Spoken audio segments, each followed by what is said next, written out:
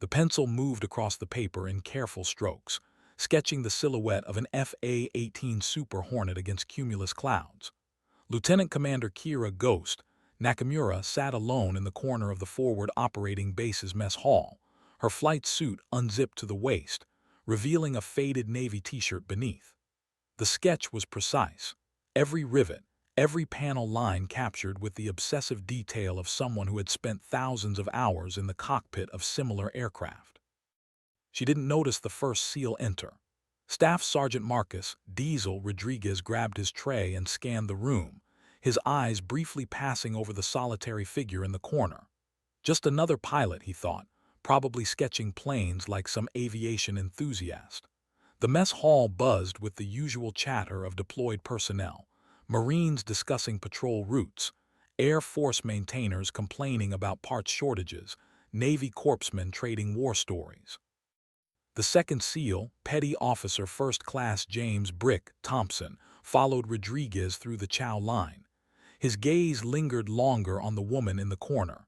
Something about her posture, the way she held herself apart from the others, struck him as familiar, professional, contained. When the third SEAL entered, everything changed. Senior Chief Petty Officer William Prophet Hayes walked through the entrance, his weathered face scanning the room with the automatic vigilance of a man who had survived 4 combat deployments. His eyes found Nakamura immediately, and his entire demeanor shifted. The casual swagger disappeared, replaced by something approaching reverence. "Holy shit," Hayes whispered, stopping so abruptly that Rodriguez nearly collided with him. "What?" Rodriguez followed Hayes's gaze to the pilot in the corner, still sketching, still oblivious to the attention she was drawing. Hayes didn't answer immediately. Instead, he straightened his uniform and walked directly toward her table, his 2 teammates following in confused silence. As they approached, other conversations began to die. Marines at nearby tables turned to watch. Air Force personnel paused mid-bite. Nakamura finally looked up when the shadow fell across her notebook. 3 SEALs stood at attention, not the casual military bearing of everyday interactions, but the rigid, respectful posture reserved for flag officers and Medal of Honor recipients. The mess hall had gone completely silent. "Ma'am," Hayes said, his voice carrying across the room. "Senior Chief Hayes, SEAL Team 7, we wanted to pay our respects." Nakamura closed her notebook slowly, her expression unreadable.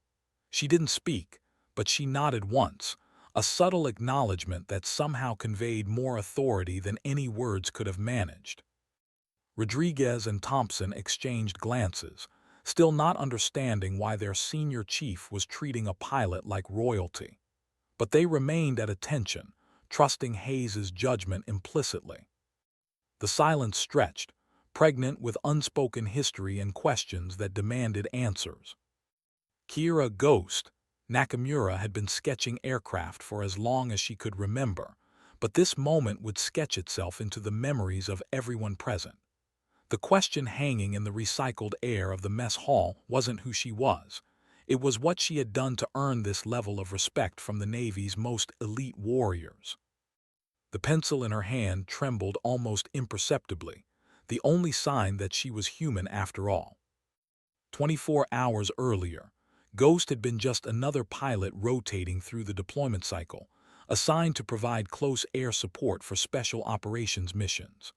Her service record was classified at levels that required presidential authorization to access, but to the average enlisted personnel on base, she was simply Lieutenant Commander Nakamura, quiet, competent, and unremarkable.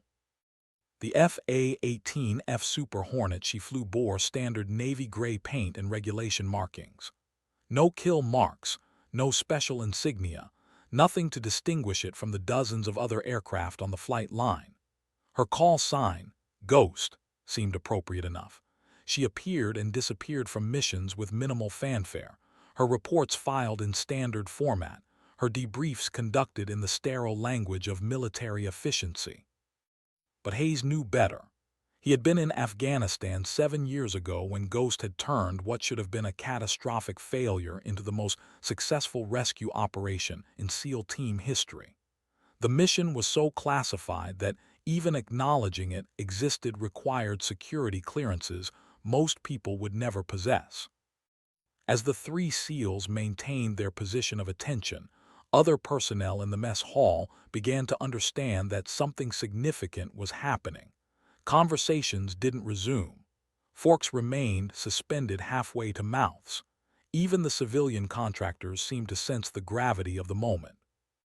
Ghost finally stood, her movement fluid despite the weight of her flight gear. She was smaller than most people expected, 5'4" in her flight boots, maybe 130 pounds soaking wet. Her black hair was regulation length, pulled back in a simple ponytail that revealed the sharp angles of her Japanese-American features. Her eyes were dark brown, almost black, and they held the kind of depth that came from seeing too much and remembering all of it. "At ease," she said quietly, her voice carrying the subtle accent of someone who had grown up speaking multiple languages. Hayes relaxed marginally, but his respect remained evident. "Ma'am, my team would consider it an honor if you join us for chow." Ghost glanced at her notebook, then at the expectant faces surrounding her. She had spent 2 years trying to blend into the background, trying to be just another pilot doing her job. The weight of her past followed her everywhere, but she had hoped that here, on this remote forward operating base, she might finally achieve the anonymity she craved. "I appreciate the invitation, Senior Chief," she replied, "but I prefer to eat alone." Hayes nodded understanding, but he didn't move. "Ma'am, if I may, Brick here is rotating back to the States next week. His first kid is due in a month. He wanted to meet the pilot who brought his father home." Ghost's composure cracked for just an instant, a flicker of emotion that passed across her features before the mask returned.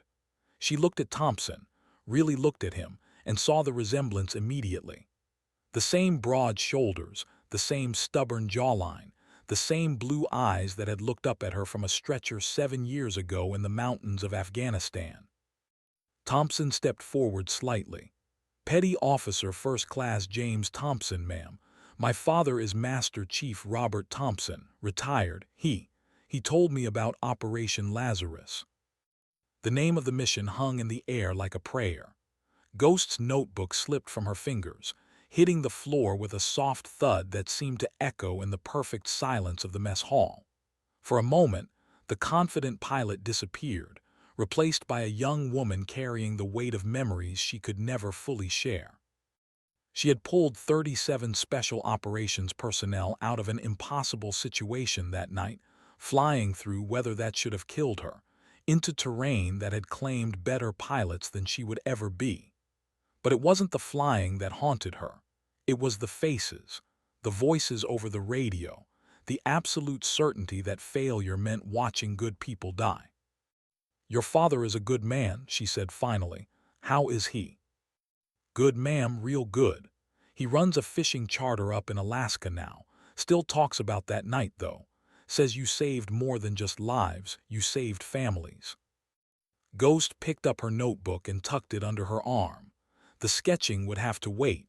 Some conversations couldn't be avoided, no matter how much she might want to disappear into the background. "All right," she said. "I'll join you for a few minutes." The mess hall erupted in a buzz of whispered conversations as Ghost followed the three SEALs to their table. Everyone wanted to know who she was, what she had done, why the most dangerous men in the military were treating her like visiting royalty. But the answers would have to wait. Hayes had been right to approach her with such respect. Ghost wasn't just another pilot, she was a legend who happened to wear flight wings. As they sat down, Ghost opened her notebook to a fresh page and began sketching again, her hands steady despite the attention. This time, instead of aircraft, she drew faces, memories of men she had carried to safety when the odds said they should have died. Thompson watched her work, recognizing his father's younger features emerging from the pencil strokes. "Tell me about Alaska," Ghost said, without looking up from her drawing. Your father always talked about going fishing when he retired. The conversation that followed was quiet, personal, and conducted in the coded language of military families who understood that some stories were too important for casual telling. Hayes and Rodriguez listened with the respectful silence of men who knew they were witnessing something sacred, the connection between warriors who had shared the crucible of combat. But even as Ghost sketched and talked, her mind was elsewhere. The base commander had called her to a briefing that afternoon, classified at levels that suggested another impossible mission was waiting. She had hoped her reputation would remain buried in the classified files, that she could finish her deployment flying routine support missions and return home to the obscurity she craved. Looking at Thompson's face, so much like his father's, she realized that some legacies couldn't be escaped. The past had a way of finding you, even in the remotest corners of the world. The radio crackled to life in the corner of the mess hall, broadcasting routine flight operations. Ghost's call sign wasn't mentioned, but she knew her time was running out. Whatever the base commander wanted, it wouldn't be routine. It never was. She finished the sketch of Thompson's father and tore the page from her notebook, sliding it across the table. Give this to him when you get home. Tell him Ghost sends her regards. Thompson accepted the drawing with hands that weren't quite steady. Ma'am, can I ask you something? Ghost nodded. My father said you were the best pilot he ever flew with. Said you could make an F-18 do things that weren't in the manual. But he also said, Thompson hesitated. Said what? Said you were the saddest person he ever met. Ghost closed her notebook and stood up, the conversation officially over. But she paused, looking down at the young SEAL who carried his father's eyes and his father's courage. Your father was a wise man, she said. Take care of yourself, Thompson, and take care of that baby when it comes. She walked away without another word, leaving the three SEALs and a mess hall full of questions in her wake. Hayes watched her go, understanding more than he could ever say. He had seen that look before, in the eyes of warriors who had given everything and were still being asked to give more. The base commander's briefing was in 30 minutes. Ghost had just enough time to change into a fresh flight suit and prepare for whatever impossible task was waiting. She had hoped for anonymity, but fate had other plans. As she reached the exit, she heard Hayes speaking quietly to his teammates. That woman right there is the reason we're all going home. Ghost paused at the door but didn't turn around. Home. The word meant different things to different people. For her, home was the cockpit of an FA-18 30,000 feet above the problems of the world, alone with the sky and the weight of other people's expectations. The afternoon briefing would change everything, though she didn't know it yet. In 2 hours, she would be planning a mission that would either cement her legend or end it completely. But first, she had to face the base commander and find out why her classified service record had been pulled from the deepest vaults of Navy intelligence. The base commander's office occupied a converted shipping container, air-conditioned to Arctic temperatures and lined with maps, satellite imagery, and communication equipment that cost more than most people made in a lifetime. Colonel Patricia Vasquez, USMC, had been expecting Ghost for 3 hours, ever since the encrypted message arrived from CENTCOM with presidential authorization codes. Ghost entered without knocking. The appointment had been scheduled, and military protocol allowed for certain presumptions among field-grade officers. She found Vasquez studying a large-scale map of the Syrian-Iraqi border, red pins marking enemy positions, blue pins indicating friendly forces, and a single black pin placed in terrain that looked completely uninhabitable. Lieutenant Commander Nakamura, reporting as ordered, ma'am. Vasquez looked up from the map, her expression grave. She had commanded this forward operating base for 8 months, managing hundreds of personnel and dozens of missions, but she had never had to brief an operation at this level of classification. Close the door, Commander. What I'm about to show you requires compartmentalized access. Ghost complied, nodding the additional security measures, white noise generators in the corners, spectrum analyzers checking for electronic surveillance, blast shields that could turn the container into a hardened bunker in seconds. This wasn't a routine briefing. "I've read your file," Vasquez continued, pulling a thick folder from a locked safe. "All of it, including the parts that officially don't exist." Ghost remained silent.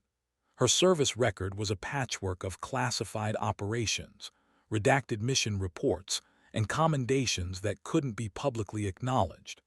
Operation Lazarus was just one entry in a catalog of impossible missions that had earned her a reputation among the special operations community, while keeping her completely unknown to the broader military. 12 hours ago, a joint CIA-Kurdish intelligence operation in northern Iraq went dark. 6 agency personnel, including the station chief for the region, were overrun by ISIS forces and taken to a compound approximately 30 kilometers inside Syrian territory. Vasquez placed a satellite photograph on the desk. The compound looked like a fortress: high walls, guard towers, anti-aircraft positions clearly visible even from orbital altitude. JSOC has been tasked with immediate recovery. The problem is location, weather, and political considerations. We can't use conventional insertion methods. The compound is in a valley surrounded by mountains. The weather window closes in 18 hours due to an incoming sandstorm system, and any cross-border operation has to be completely deniable. Ghost studied the photograph, her pilot's eye automatically calculating approach vectors, defensive positions, and extraction routes. The compound was built in the worst possible location for a rescue operation, a natural fortress that would require precision flying and perfect timing to penetrate. "Ma'am, I assume you're not briefing me on this operation just for my situational awareness." Vasquez smiled grimly. "The SEAL team is already in motion. 12 operators, including Senior Chief Hayes and his team, but they need insertion and extraction support that conventional rotary wing assets can't provide. The terrain requires someone who can fly an FA-18 like it's a helicopter and fight like it's an A-10. Ghost felt the familiar tightness in her chest, the physical reaction that came with impossible missions and certain death scenarios. She had hoped those days were behind her, but duty had a way of finding the people who couldn't say no. "What's the timeline?" "Wheels up in 4 hours. Mission launch in 8. The SEALs will be inserted by submarine-launched SDV 20 kilometers from the target. Your job is to provide close air support for the assault, suppress enemy air defenses, and create an extraction corridor when they're ready to leave." Ghost looked at the map again, noting the distances involved, the terrain features, and the complete absence of emergency landing sites. This was a one-way mission unless everything went perfectly. Rules of engagement: weapons free on any target that threatens the rescue team. But Ghost, Vasquez used her call sign deliberately, acknowledging the personal nature of what she was asking. "This mission doesn't exist. If something goes wrong, you were never there. We were never here. The agency personnel will be mourned as casualties of a training accident." The weight of deniability settled over Ghost like a familiar burden. She had flown missions that didn't exist before, carried out operations that would never appear in any official record. It was the price of being exceptional at a job that required someone willing to operate in the shadows. "I'll need full weapons load and maximum fuel. Extended-range tanks, AGM-88 HARMs for the SAM sites, and whatever cluster munitions we have available for area suppression." Vasquez nodded. "Already being prepared. Your aircraft will be armed and fueled by the time you complete your final briefing." Ghost stood to leave, but Vasquez's voice stopped her at the door. "Commander, the agency personnel. One of them is Sarah Chen, the station chief. She's been running intelligence operations in this region for 3 years, and she knows where every ISIS stronghold, every weapons cache, every safe house is located. If they break her. Ghost understood. This wasn't just a rescue mission. It was a race against time to prevent an intelligence disaster that could compromise operations across the entire region. They won't break her, Ghost said with quiet certainty, because we're going to get her out. As she left the briefing, Ghost felt the familiar transformation beginning. The quiet pilot who sketched aircraft in mess halls was disappearing, replaced by the warrior who had earned her legend in the mountains of Afghanistan. The stakes were higher now, the odds longer, but the mission was the same: bring good people home alive. She had 4 hours to prepare for a flight into hell. The flight line at 200 hours was a symphony of controlled chaos. Maintenance crews swarmed over Ghost's FA-18F Super Hornet, loading weapons, topping off fuel tanks, and conducting final systems checks.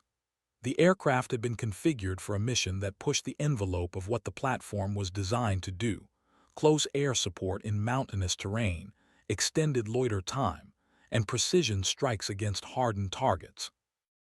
Ghost conducted her pre-flight inspection with the methodical precision that had kept her alive through 2 combat deployments. Every rivet, every panel, every weapon station received her personal attention. The aircraft was pristine, not a single maintenance discrepancy, not a loose bolt or worn tire. Her maintenance chief, Senior Chief Petty Officer Maria Santos, took pride in keeping Ghost's aircraft in perfect condition. "She's ready, ma'am," Santos reported. "Full internal fuel, 2 external tanks, 4 AIM-120 AMRAAMs, 2 AIM-9X Sidewinders, 4 AGM-88 HARMs, 2 AGM-65 Mavericks, and a full load of 20mm for the gun. We also loaded 2 CBU-97 cluster munitions per your request." Ghost nodded, running her hand along the aircraft's nose. The Super Hornet was beautiful in the way that deadly things often were: sleek, purposeful, and completely without compromise. She had flown this particular aircraft for 6 months, learning its quirks, understanding its personality, developing the kind of relationship that existed between pilots and machines that had kept each other alive. "Thanks, Chief. Time to ELR." 18 minutes. Ma'am, AWACS is already on station, and the tanker is orbiting at your designated refueling point. Ghost began her ritual, the personal preparation that transformed her from a person into a weapon system.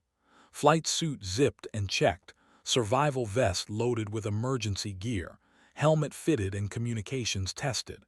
Each item of equipment was inspected, adjusted, and mentally cataloged. In combat, equipment failures killed more pilots than enemy action. The intelligence update arrived as she completed her equipment check. The compound holding the CIA personnel had been photographed by a reconnaissance drone 2 hours earlier. The imagery showed increased security, additional vehicles, and what appeared to be preparation for prisoner movement. The window for rescue was closing rapidly. Ghost studied the photos with the analytical mind of a predator. Guard positions, weapon emplacements, likely reaction times, all of it filed away for use when the shooting started. She had learned long ago that survival in combat was 10% skill and 90% preparation. Hayes and his SEAL team were already en route to their insertion point, traveling by submarine through the Persian Gulf and into the narrow waters near the Syrian coast. Their mission timeline was tight: insert by SDV, cross 30 kilometers of hostile territory on foot, assault the compound, rescue the prisoners, and reach the extraction point before the sandstorm arrived. Ghost's role was to ensure they survived long enough to complete their mission. She climbed into the cockpit as the first hint of dawn appeared on the horizon. The FA-18 systems came alive with the familiar hum of electronics, displays painting a picture of aircraft readiness that satisfied her pilot's instincts. Every light was green, every system functioning within parameters. Tower, Ghost 1, requesting taxi clearance for immediate departure. Ghost 1 Tower, taxi to runway 09, winds calm, altimeter 2992. You are cleared for immediate takeoff upon reaching the runway. The Super Hornet moved like a predator awakening, powerful, graceful, and completely focused on the hunt ahead. Ghost felt the familiar rush of adrenaline as the aircraft accelerated down the taxiway, 20 tons of fighter loaded with enough ordnance to level a city block. At the runway threshold, she paused for final systems checks. Everything was perfect: engine parameters, hydraulics, electrical systems, weapon stations. The aircraft was ready. More importantly, she was ready. Tower, Ghost 1 ready for immediate departure. Ghost 1, you are cleared for takeoff. Contact departure control on departure. Good hunting. Ghost advanced the throttles and felt 34,000 pounds of thrust push her back into the ejection seat. The runway markers blurred past as the Super Hornet accelerated through takeoff speed, rotation speed, and into the gray dawn sky. Below, the forward operating base disappeared into the landscape, leaving only the mission ahead. As she climbed toward her cruising altitude, Ghost's mind shifted into the focused calm that had carried her through dozens of combat missions. The personality, the doubts, the human concerns, all of it packed away until the mission was complete. What remained was pure pilot, pure warrior, pure weapon. The CIA personnel were counting on her. Hayes and his team were counting on her. And somewhere in the back of her mind, she could hear the voice of Thompson's father from 7 years ago. Just get us home, Ghost. Just get us home. She intended to do exactly that. The flight to the operating area took 2 hours.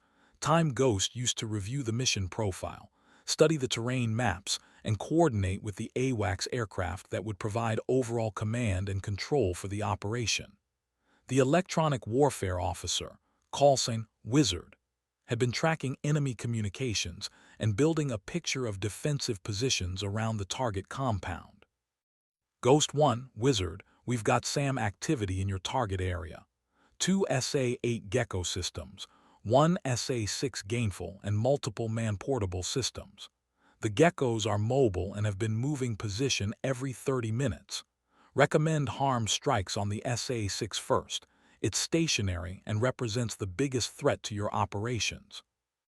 Ghost acknowledged the update and began planning her attack profile. The SA-6 was a serious threat, a radar-guided system capable of engaging targets at medium altitude with lethal accuracy.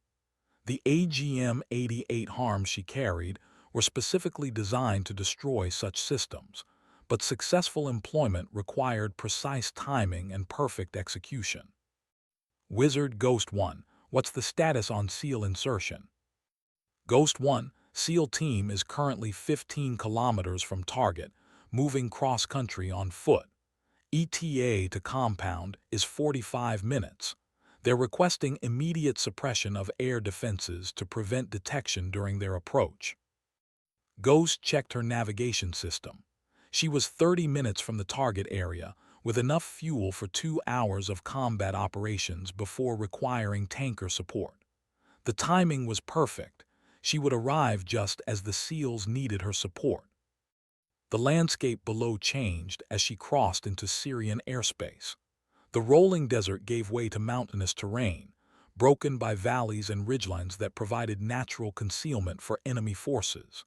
This was ancient land, contested by armies for thousands of years, and now serving as the backdrop for another chapter in humanity's endless catalog of conflict.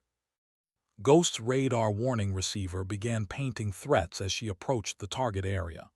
The SA-6 system was active, its radar sweeping the sky in search of aircraft to engage. She noted its position, calculated the engagement geometry, and selected her first harm missile. Wizard, Ghost 1, I have radar lock on SA-6 Gainful, requesting clearance to engage. Ghost 1, you are cleared to engage all SAM threats. SEAL team reports they can hear the radar transmissions. Immediate suppression is critical to mission success. Ghost aligned her aircraft with the SA-6's position and triggered the harm. The missile separated from its pylon with a solid thunk, its rocket motor igniting as it accelerated toward the enemy radar site. The AGM-88 was a brilliant weapon, designed to follow radar emissions to their source and destroy the antenna, effectively blinding the air defense system. The harm impacted 12 seconds later, silencing the SA-6's radar signature. Ghost immediately turned toward the mobile SA-8 positions, using her aircraft's advanced sensors to locate the vehicles that were frantically repositioning to avoid a similar fate. Ghost 1, Wizard, SA-6 is neutralized. We're tracking two SA-8s moving north of the compound. One appears to be setting up in a firing position. Ghost rolled into a diving attack, using the mountainous terrain to mask her approach until the last possible moment. The SA-8 was a formidable opponent, mobile, well-trained crews, multiple missiles ready to fire. But it suffered from the same weakness as all surface-to-air missile systems. It had to radiate energy to engage targets, and that radiation could be detected and attacked. She fired her second harm at maximum range, then immediately turned to avoid potential return fire. The missile tracked true, impacting the SA-8's radar van and eliminating another threat to both her aircraft and the SEAL team approaching the compound. Ghost 1, SEAL Actual, we can see the compound. Estimate 10 minutes to assault position. Request immediate suppression of guard towers and external defenses. Hayes's voice over the radio was calm, professional, and completely focused on the mission. Ghost could picture him and his team, camouflaged and silent, preparing to assault a fortress that held 6 American intelligence officers. SEAL Actual, Ghost 1, I'm in position for close air support, marking guard towers with laser now. Ghost activated her targeting pod and began designating specific targets around the compound. The guard towers were obvious, elevated positions that provided excellent fields of fire for defenders, but were also vulnerable to precision airstrikes. Her AGM-65 Maverick missiles were perfect for this type of engagement. The compound was exactly as the satellite imagery had shown: high walls, defensive positions, and clear signs of preparation for prisoner movement. 2 trucks sat in the courtyard, engines running, ready to transport their captives to an unknown but certainly terrible fate. Ghost fired her first Maverick at the northern guard tower, watching through her targeting system as the missile impacted with devastating accuracy. The explosion silenced the heavy machine gun that had been positioned to cover the main approach route. SEAL Actual, northern tower is neutralized, beginning attack on remaining defensive positions. The second Maverick destroyed the southern tower, eliminating another machine gun position and opening a corridor for the SEAL team's assault. Ghost rolled into another attack run, this time targeting the vehicles in the compound's courtyard with her cannon. The GAU-12 20mm cannon was a fearsome weapon, capable of firing 3,300 rounds per minute with devastating accuracy. Ghost's cannon runs were surgical strikes, destroying the transport vehicles while avoiding the building that held the CIA personnel. SEAL Actual, transport vehicles destroyed. You have a clear shot at the compound. Ghost 1, we're going in. Stand by for close air support request. Ghost pulled into a high orbit above the compound, watching through her sensors as Hayes and his team breached the outer wall and began their assault. The operation unfolded with the precision of a Swiss watch, explosions marking breached doors, brief firefights as defenders were eliminated, and the methodical room-by-room clearing that was the hallmark of professional special operations. But even as Ghost watched the assault progress, her radar warning receiver began painting new threats. The remaining SA-8 system was moving into position, and her fuel was beginning to run low. The mission was entering its most dangerous phase: extraction under fire with minimal resources and no room for error. Hayes's voice crackled through the radio. Ghost One, Seal Actual, we have all 6 packages secured and ready for extraction. Building is clear, but we're taking fire from external positions. Ghost could see muzzle flashes from enemy positions outside the compound, reinforcements arriving to prevent the rescue operation from succeeding. This was the moment she had been preparing for, when the mission would succeed or fail based on her ability to provide the precise, devastating fire support that would allow the SEAL team to escape.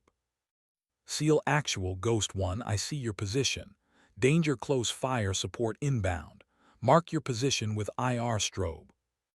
The infrared strobe appeared on Ghost's targeting display, showing Hayes's exact location inside the compound.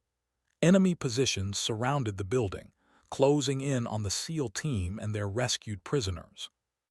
Ghost rolled into her attack run, calculating the exact parameters needed to destroy enemy forces while avoiding fratricide.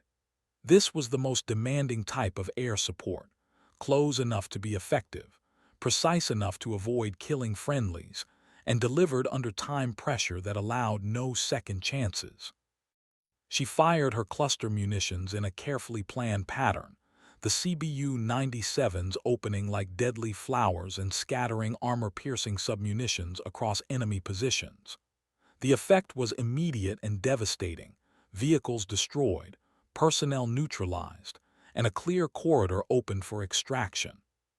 SEAL Actual, area is suppressed.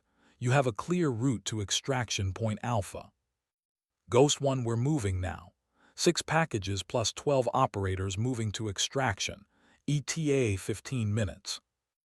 Ghost watched through her sensors as the SEAL team began their movement toward the extraction point, carrying the rescued CIA personnel across terrain that offered little concealment.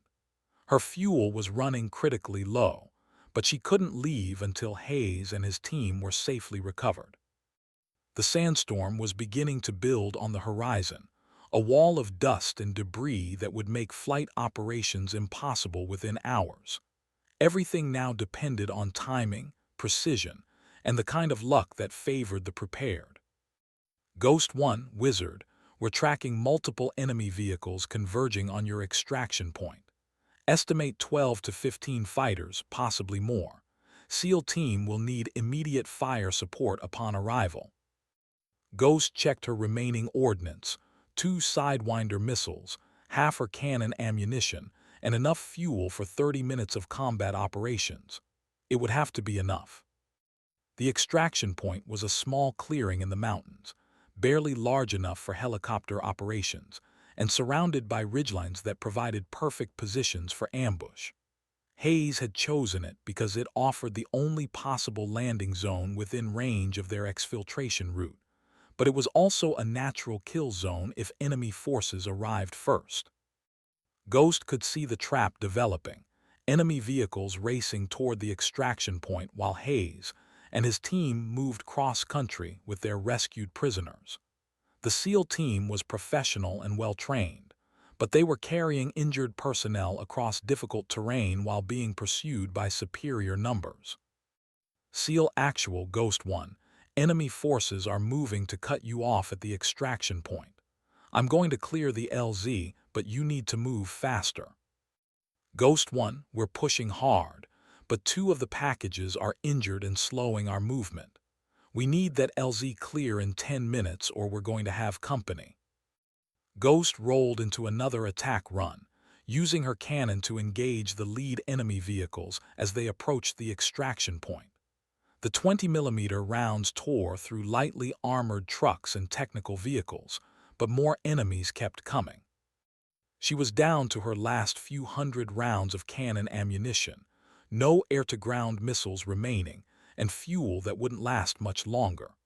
But Hayes and his team were depending on her, and 6 American intelligence officers were depending on all of them. The rescue helicopter appeared on the horizon, a Navy Seahawk, flying low and fast toward the extraction point. The pilot, Colson Dustoff, was pushing his aircraft to maximum speed, but he would need the landing zone completely clear of threats to attempt the recovery. Dust off, Ghost 1, LZ is hot. Multiple enemy personnel in overwatch positions. I'm going to make one more gun run, then you're clear to land. Ghost 1 dust off copies, standing by for your all clear. Ghost dove toward the extraction point, her aircraft screaming through the mountain air as she lined up her final attack. Enemy personnel were moving into position around the landing zone, setting up what would have been a perfect ambush if she hadn't been there to prevent it. Her last cannon round stitched across the ridgeline, eliminating the ambush and clearing the way for extraction. As she pulled up from her attack run, Ghost's fuel warning lights illuminated. She was running on fumes, with barely enough fuel to reach the tanker aircraft orbiting 50 miles away. Dust off, LZ is clear. SEAL team is 30 seconds out.